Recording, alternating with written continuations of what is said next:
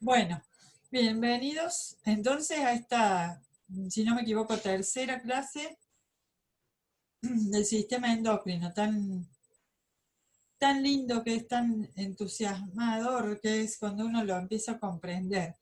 Lo primero que voy a recordar es que se nos cortó la última clase cuando estábamos justamente, ahí voy a chequear por las dudas, bien, sobre cómo trabajaban las hormonas esteroideas, que necesitaban sí o sí de grasas para ser sintetizadas, porque tomaban del ciclopentano, perhidrofenantreno, el colesterol, y allí comenzaban las enzimas a hacer un trabajo, claro, enzimas que hay que saber ubicar en su propia célula.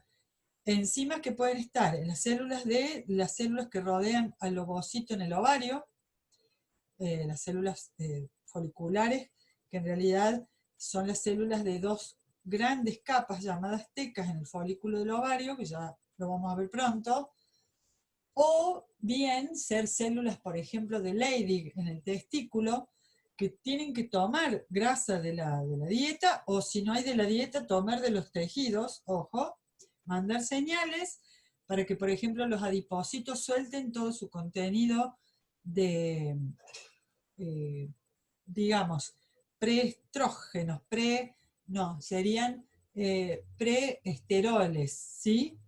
Todo lo que tenga esterol o colesterol para que las células de Leydig en el testículo puedan tomarlos y hacer su testosterona, para que las células de las tecas del folículo del ovario los tomen y hagan su estradiol, sus estrógenos. Pero también esos son los estrógenos, los esteroides gonadales. Pero también habíamos dicho que en las suprarrenales tenemos una médula interna y toda una cortecita que produce los corticoides.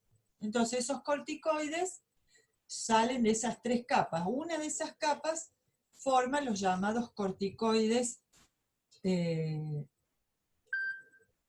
sexuales, o sea, andrógenos y estrógenos, no gonadales, o sea que no estamos hablando de corticoides sexuales de gónadas, sino corticoides sexuales no gonadales, que son de las suprarrenales o adrenales. Eh, bueno, y las otras que utilizan algo similar, pero que no son ya derivados del colesterol, no son corticoides, pero que son de alguna manera hormonas no tan hidrofílicas, más lipofílicas, que son los aminoácidos transformados, como por ejemplo las catecolaminas, que son las dos hermanas, adrenalina y noradrenalina, que provienen de los aminoácidos transformados, y las hormonas tiroideas, T3 y T4, que provenían de también un aminoácido tirosina simple o doble transformado, ¿sí? Bueno, en eso estábamos, volvemos allí entonces para poder continuar. Acá tenemos el capítulo 7 de nuevo, la primera parte, y estábamos en las hormonas tiroideas y sus características.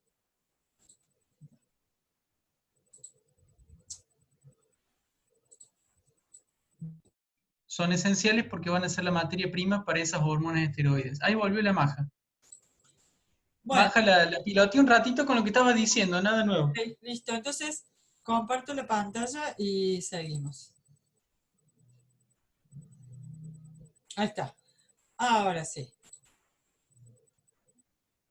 Bueno, entonces decíamos, las hormonas esteroideas tenían los receptores en el citoplasma o preferentemente en el núcleo, lo activaban algún gen o lote de genes, incluso pueden activar, que es lo más común, genes reguladores, es decir, los que prendidos comienzan a expresar proteínas y cosas para activar o desactivar un lote de genes ya establecidos, digamos, que comienzan su función, o apagarlos, que sería inactivarlos, para que dejen de cumplir su función, pero dura más el efecto, ¿no? Bueno, acá estaba cómo a partir del colesterol hacíamos hormonas sexuales, ¿sí? Y también cortisol o cortisona o corticosterona, o sea, todos los llamados corticoides que surgen de la capa externa de la suprarrenal. También vimos que el mecanismo génico es más lento de activar, pero dura más. Y vimos cuáles eran los grupos de hormonas derivadas de aminoácidos o amínicas. Una es la tirosina, que nos da lugar a formar la T3, la T4 en tiroides, y el otro es el triptofano, que nos ayuda a formar las catecolaminas, con estructura en anillo. Acá vimos cómo, por ejemplo, de la tirosina, sacábamos con 2 tirosinas unidas y ingresando 3 iodos o 4, la T3 y la T4 tiroideas. Y las catecolaminas, que bueno, básicamente es sacar y poner oxígenos para formar primero la dopamina, sacamos acá, formamos dopamina, oxidamos acá de nuevo, tenemos noradrenalina, y luego un metilo más y tenemos adrenalina, o sea, las 2 catecolaminas con su compañera, la dopamina. Acá está escrito, es lo mismo, pero está escrito. Y ahora vamos entonces a un temita que nos va a servir para entender las otras acciones hormonales también. Nosotros sabemos que la hormona es una señal primaria, un primer mensajero que llega en este caso y no tiene segundo mensajero si es endocrina. Lo tiene si es proteica o glucoproteica, ¿no es cierto? Pero sabemos que al ser el sistema nervioso y endocrino un sistema complejo neuroendocrino que además se modulan entre ellos, a lo que están respondiendo es a todas las aferencias nerviosas. Cuando yo digo aferencias nerviosas es de cada órgano, de cada tejido, de la piel, de los órganos de los sentidos, de cada músculo, van a llegar señales en esto que nosotros describimos como reflejos. Reflejos cortos o largos, o también hemos dicho reflejos locales o sistémicos, ¿sí? Bueno. Cuando hablamos de eso, a ver, voy a poner el chat por acá. Cuando hablábamos de esos reflejos o asas cortas o largas, siempre hemos estado hablando de reflejos. Por lo tanto, tenemos que tener, para todo reflejo, acuérdense, estímulo, vía de subida o entrada, el centro integrador, la señal de salida o señal eferente y el efector, que es un músculo glándula o alguna otra parte del cerebro. O sea, cerebro. Entonces, en este caso vamos a tener que encontrar todo esto, el estímulo, la señal de entrada o aferente, el centro de control o integración, la señal eferente, en este caso particular, buscar quién es la hormona, que es la señal de salida. Las dianas de la hormona, para ver qué acción fisiológica o respuesta tienen en ese órgano efector o diana, y después los controles hacia atrás para retroalimentar el sistema, que van a ser cortas y largas. Eso es lo que vamos a ver ahora. Dice, vías reflejas, que ahora se van a llamar reflejos endócrinos. Las hormonas son liberadas en este llamado reflejo. Pueden tener uno o múltiples estímulos para su liberación. Claro, ¿cuántas cosas internas o externas son estímulos que fueron a desatar el reflejo, ¿no? El más simple es el de una célula endocrina, o sea, una sola glándula o células que están liberando una sola hormona y la hormona tiene sus efectores. Entonces, ¿cómo es el reflejo endocrino más simple que podemos encontrar? Bueno, nos ubicamos en tiroides. Detrás de la mariposa con 2 lóbulos y un istmo que tiene la glándula tiroides, si la damos vuelta, en la parte de atrás vamos a encontrar como 4 arvejitas. Esas 4 arvejitas no son nódulos malignos ni nada, es una glándula constante en nosotros que es paratiroides. PT, digamos. La glándula sería la glándula paratiroides. Esa glándula, cuando llega un estímulo adecuado, que ya vamos a ver cuál es, libera la hormona PTH, Parathyroid Hormone. PTH es la abreviatura en inglés de hormona paratiroidea.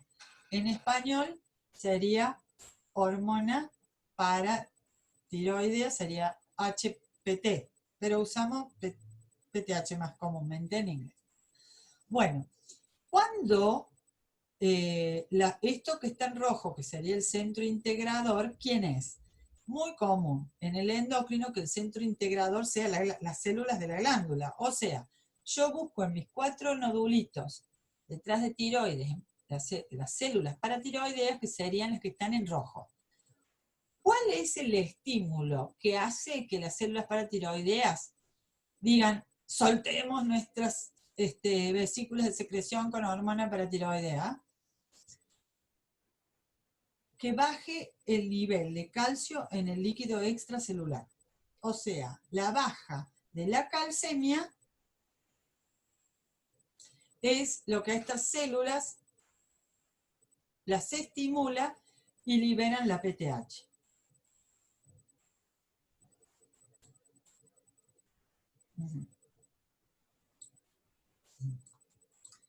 Bueno, entonces, la hormona PTH, que acá está como circulitos negros, es liberada por exocitosis desde la paratiroides y la PTH empieza a circular y a aumentar en sangre.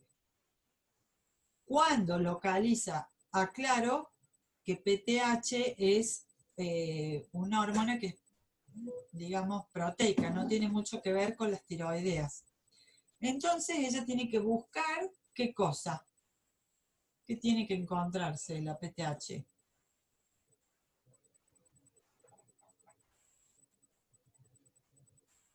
Un receptor de membrana. Tiene que encontrar el receptor de PTH, muy bien Arela también. ¿Y dónde los encuentra? Los encuentra en los riñones, que los riñones tienen que ayudar a la situación que generó esto, al estímulo, que fue la baja de calcemia. ¿Cómo pueden hacer los riñones para ayudar con la baja de calcemia? Claro, Marjorie, hay células del riñón que son dianas de la PTH, muy bien. Y el riñón tiene la posibilidad de aumentar la reabsorción, digamos, voluntaria de calcio o facultativa del calcio. Entonces va sobre todo a ir al asa de Henle ascendente y túbulo distal para que se aumente la reabsorción de calcio. Es lo que tenemos acá al medio. En los riñones, aumento renal del calcio. ¿Se acuerdan que el calcio se tira parcialmente a la orina? Tira es una forma de decir muy vulgar, pero deja que se excrete. Pero si tiene un estímulo, hay una reabsorción, digamos, facultativa del calcio, sigue siendo parcial, pero es poner los transportadores en las bombas, en el asa de Henle ascendente, donde estaban las bombas de los iones bombeando, y en el distal también para reabsorber más calcio.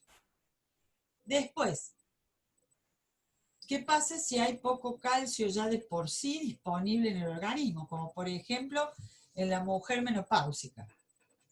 Y con reabsorber el propio calcio que estaba circulando en la calcemia es pobre. Entonces nos vamos a un segundo órgano que nos puede dar una dosis extra de calcio, que es el intestino. El intestino, nosotros al alimentarnos, estamos con calcio disuelto en el agua y también en, caldos que hayan tenido huesos, que hayan tenido músculos, los lácteos, ¿sí? La leche, los quesos, los yogures. Entonces, a partir de la dieta, se vuelve a activar en la célula absortiva intestinal, ¿se acuerdan? Se ponen, de nuevo, bombeos bombas de calcio para reabsorción del calcio desde la dieta. En el balance de masas, nosotros estábamos mal con el calcio, entonces tenemos diría Silverton, para el negrito le ponemos una tacita de calcio reabsorbido desde nuestro propio plasma, un baldecito interesante puesto desde nuestra propia dieta. Y falta todavía. Cuando falta calcio, para la calcemia normal, se recurre a otra fuente que es el mineral de fosfato de calcio que tienen los huesos y dientes. Entonces, ahí se viene lo que se llama la reabsorción ósea. En realidad, voy a decir que el término reabsorción en el hueso no estaría tan bien. Se dice resorción ósea. Resorber no es reabsorber. ¿Por qué? Porque reabsorber yo lo reabsorbo desde los líquidos. Y en el hueso no voy a ir a los líquidos. Voy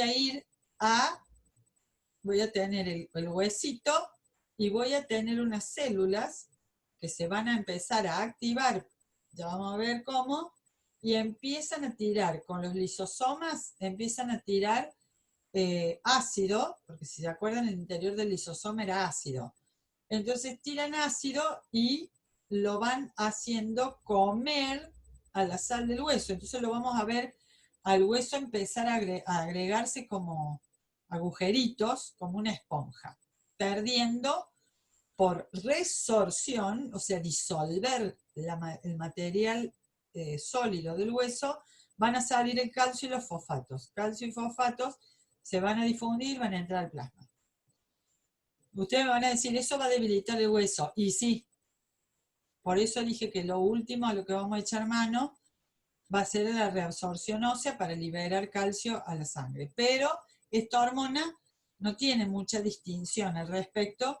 Cuando encuentra que puede activar ciertas células en el hueso para que lo resorban, lo hace.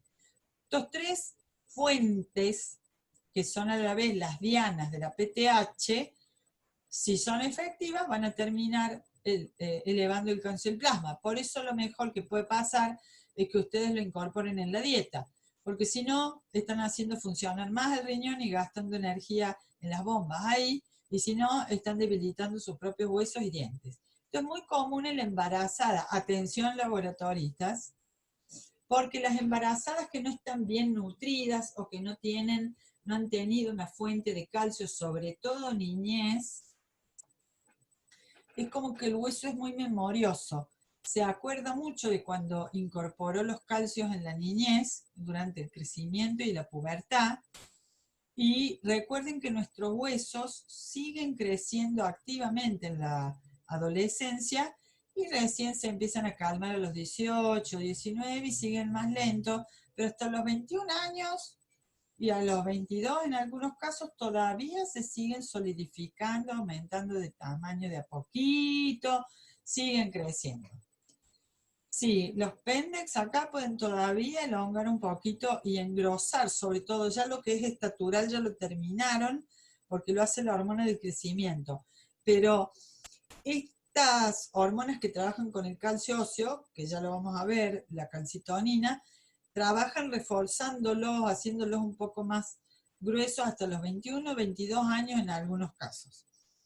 Entonces, lo que les decía, si miran los tres ahí, bueno, lo mejor es que uno supla bien un calcio en la dieta, algo que sea de una fuente bien natural, para que el cuerpo lo pueda asimilar bien también. Si no, te van a agarrar los médicos y te van a dar el calcio con calcitonina y que te vayas al sol y la D3 y un montón de hormonas para que lo puedas anclar bien en el hueso. En este caso, esta es la contraria. Esta es la hormona, la PTH asegura la vida con el calcio. ¿Por qué digo esto? Porque no habiendo calcio o no habiendo habido en la niñez un calcio bien fijado durante el crecimiento óseo y demás en la niñez, se va a encargar de que tengas calcio disponible sí o sí, a costa de lo que sea. A costa de resolver hueso inclusive de hacer trabajar mucho los riñones inclusive. ¿Por qué? Porque si vos te quedas sin calcio, recuerda que lo primero que se va a resentir van a ser los movimientos de la gran masa muscular. Los músculos necesitan calcio para contraerse. Entonces va a aparecer una astenia, como una debilidad muscular para moverte y todo eso. El calcio también es cofactor de muchas enzimas. El calcio entra y anda por este sistema nervioso, el encéfalo, la médula, que no es común que haya cosas ahí adentro, entonces importa. Bueno, acá está Fede contestando también en el chat cosas, así que me alegro. Dice el Fede, cosa que yo no dije muy bien, que es una hormona termolábil, por lo cual, si la trabajas en el laboratorio, tenés que mantener refrigerada. O sea, la PTH se te, solamente con el calor se desarma la estructura secundaria, ¿no? Resorción ósea es el término, muy bien. Bien, ahí está Marcia aportando. Sí, las células que están en el hueso y que se activan para que con sus lisosomas resolver el hueso son los osteoclastos, ya va a venir una figurita. Osteoblastos con B, blasto. Vamos a trabajar ahora estos términos. El término blasto o blástico significa embrionario. Blasto o blástico significa que las células, porque a ellas se dice tejidos y células que se llaman blásticos, se adjetivan blásticos. Células y tejidos que se adjetiven blásticos o que se los llame blastos, o en parte del nombre se los llame blastos, significa que tienen todo el potencial embrionario para proliferar activamente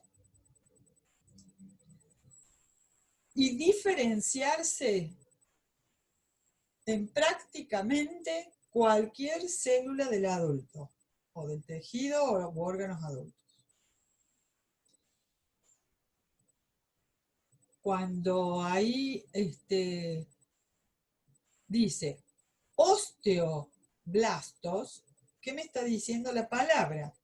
Células blásticas que hay en el hueso. Significa células que parecen o son como embrionarias, que tienen la capacidad de dividirse y algunas de ellas convertirse en células propias del hueso.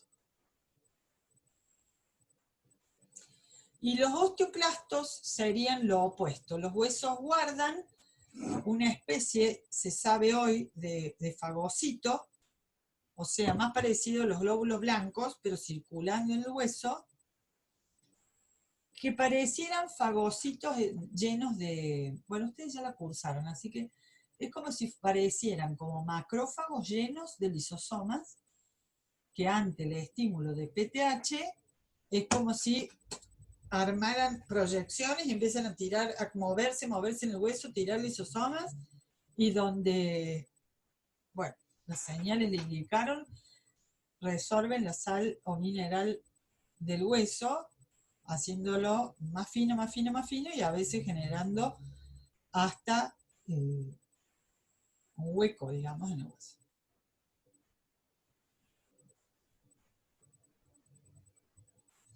Sí, eso también, bueno, me olvidé, pero aparte lo que dice Fede, también el calcio muy importante para coagulación. Sí, para formar dientes, crecer dientes, remodelar el hueso. Quiero que ya les quede esto.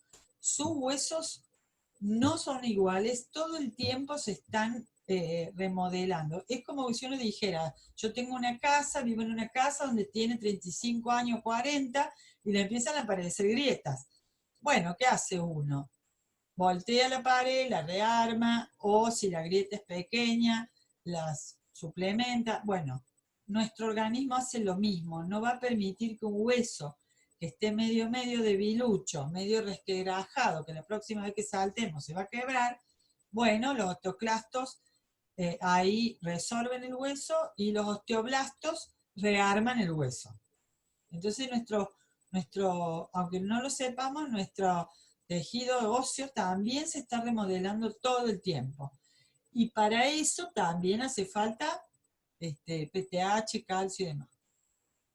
Bueno, entonces el osteoblasto es el más embrionario, pero cuando ya forma hueso y madura se queda como osteocito, ahí en una laguna con 2 o 3 más, separado por las grietitas del hueso, nomás de lo que le difunde la sangre. Bien. Bueno, todo esto está en el chat, así que está muy bien. Entonces, esto es un reflejo. Si yo le digo, dame un ejemplo simple en el endocrino, este es muy simple. Cuando se baja la calcemia, aumenta la PTH en sangre liberada por la paratiroides y esa llega a sus blancos que son triples. Los osteoclastos del hueso para aumentar la resorción, las células absortivas del intestino para incrementar la reabsorción de calcio de la dietario, y aumentar la reabsorción del calcio a nivel renal en la reabsorción en la porción tubular de las nefronas. Todo eso hizo que este calcio que estaba bajo, con todo este sistema de retroalimentación, o sea, con este sistema homeostático, se restablezca el calcio en plasma. Y la retroalimentación es que al aumentar el calcio en plasma, ya ninguna célula paratiroidea va a ser estimulada. Entonces ellas se van a tranquilizar y van a bajar la PTH y se va a bajar todo. Cuando vuelva a bajar mucho el calcio en plasma, sale a activarse de nuevo este reflejo. ¿Estamos de acuerdo? Reflejo simple. Como verán, y esto lo voy aclarando para que ya nos quede, la glándula paratiroidea estaba detrás de la mariposa de tiroides, acá atrás.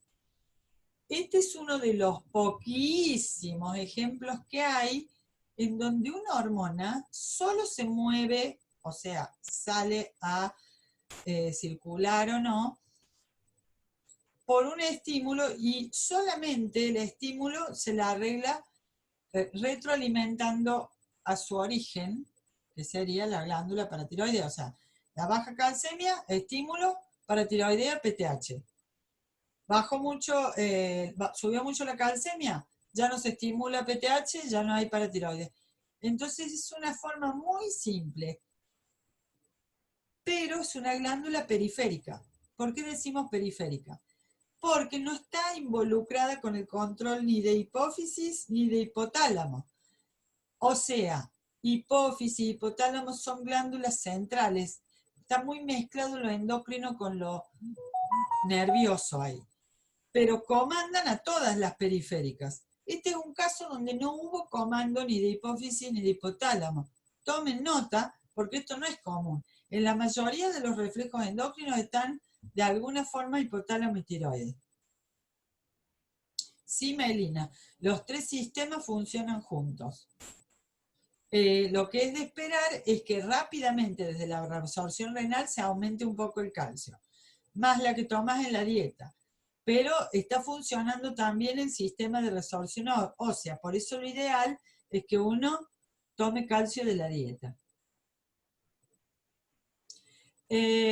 Hay otros mecanismos hormonales que estarían colaborando con esto del calcio. En realidad, si sale PTH y encuentran los receptores, funcionan los 3 ejecutores o efectores o dianas. Por eso, lo ideal es, bueno, comer pronto algo con calcio, ¿no?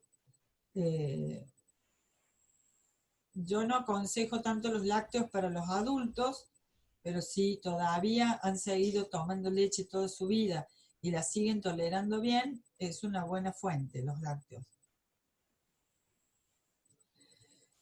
Una buena fuente que para los adultos humanos que ya no tienen que lactar en realidad porque van a tener problemas para soportar la leche y los lácteos, es la semilla de sésamo.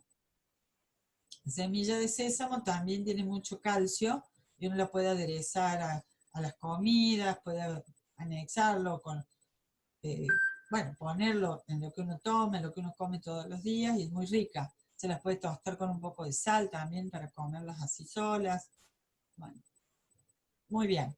Entonces, este era un reflejo endocrino simple, donde tampoco interviene ninguna glándula central, solo es la glándula periférica con su estímulo. Este es otro ejemplo de reflejo endocrino, pero que ya tiene una vía un poquito más compleja. En este caso no es solo un estímulo, sino que son 3 estímulos y un solo efecto. Dice, esto tiene varios estímulos para la liberación, comienzan a complejizarse los reflejos. Esto es lo más común, digamos, en el endocrino. La vía de secreción de la insulina para bajar la glucosa en sangre. Acá el efecto es lograr que baje la glucosa. Entonces, el primer estímulo que vamos a ver es la glucemia alta. El segundo estímulo que vamos a ver es haber comido alimentos que obviamente los sensores hayan detectado que vienen con glúcidos. Y la presencia de glucosa en la luz del intestino. O sea, ya digirió el estómago, está digiriendo el intestino delgado, el duodeno, y entonces terminaron de llevar, supongamos, a un polisacárido. Acuérdense que los glúcidos son los grandes polisacáridos más chicos, después se cortan por enzimas y aparecen, glúcidos de menor tamaño. Esos glúcidos de menor tamaño van a ser después oligosacáridos, o sea, hasta 12 simples. Después de ahí tenés los hepta, los hexa, penta, todo, hasta tener disacáridos, como por ejemplo la sacarosa, sal de mesa, y después la fructosa, la glucosa, o sea, los glúcidos simples. De 6 carbonos, después los glúcidos 5, como la ribosa, la desoxirribosa, los de 4, 3, 2, 1. Y de 2 tenemos el acetilo, ¿no? Bueno, entonces, la presencia de glucosa en la sangre, glucemia, o en la luz intestinal, o la ingesta de alimentos que se vaya sabiendo que apareció almidón en la boca, por ejemplo, que pasó al estómago, al intestino, desatan estos reflejos. Primero, ya lo conocemos. La glucemia alta en sangre va derecho a la célula beta del páncreas, esta secreta insulina. Ahí tenemos el primer camino. Este. Segundo camino. En el intestino hay glucosa al frente de la membrana apical de la célula absortiva intestinal y entonces esta coloca transportadores para tratar de reabsorberla, obviamente, y por otro lado libera GLP-1 y el GLP-1 estimula la célula beta del páncreas para que secrete insulina. Ya vamos a ver mejor esta parte. Y el tercer reflejo es los alimentos. Hay sensores en la boca y demás en el estómago para saber que hay alimentos. Y uno de ellos son neuronas metidas entre los músculos del estómago, por ejemplo, que al distenderse por el alimento disparan una señal a el sistema nervioso central, donde están el bulbo, raquídeo y demás, donde están los centros básicos de la alimentación, el hipotálamo, el centro del hambre, bla, bla, bla, y esas neuronas disparan sobre el páncreas la secreción de insulina.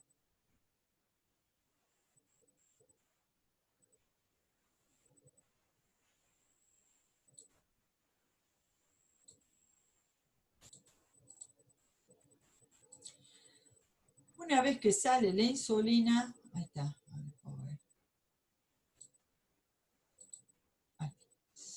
una vez que sale la insulina, va a sus tejidos diana. Acuérdense que principalmente son el hígado, que tiene el reservorio de glucógeno, los músculos, y ahí aumenta la liberación de glucosa, y en general en los tejidos del cuerpo que coloquen los transportadores para aumentar la captación mediante GLUTs de la glucosa y la utilización.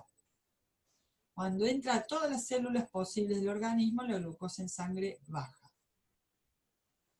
Esa baja de glucosa, si sigue para abajo, va a desencadenar que la hipoglucemia vuelva a hacer que tengamos hambre, ingerir glúcidos y demás.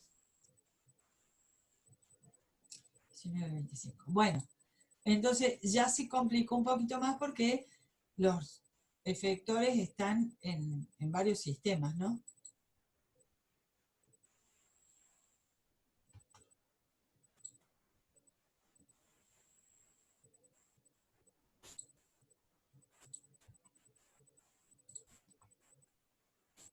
¿Vale? Ah, no, porque terminó ok. Bueno, entonces, ya no me queda tiempo. Bueno, entonces, a las 25 si estoy mejor para poder continuar. Porque este tema me interesa que tengan un plan de cómo lo van a estudiar, darles una idea, una sugerencia de cómo estudiarlo, y algunos cuadros que pueden hacer para que bueno, al hacerlo, escribirlo, retroalimenten ahí su PNL para recordar bien los efectos de cada una de estas hormonas, de dónde surgen, cuáles son sus dianas, etcétera, ¿no? Bueno, así que nos encontramos en la próxima.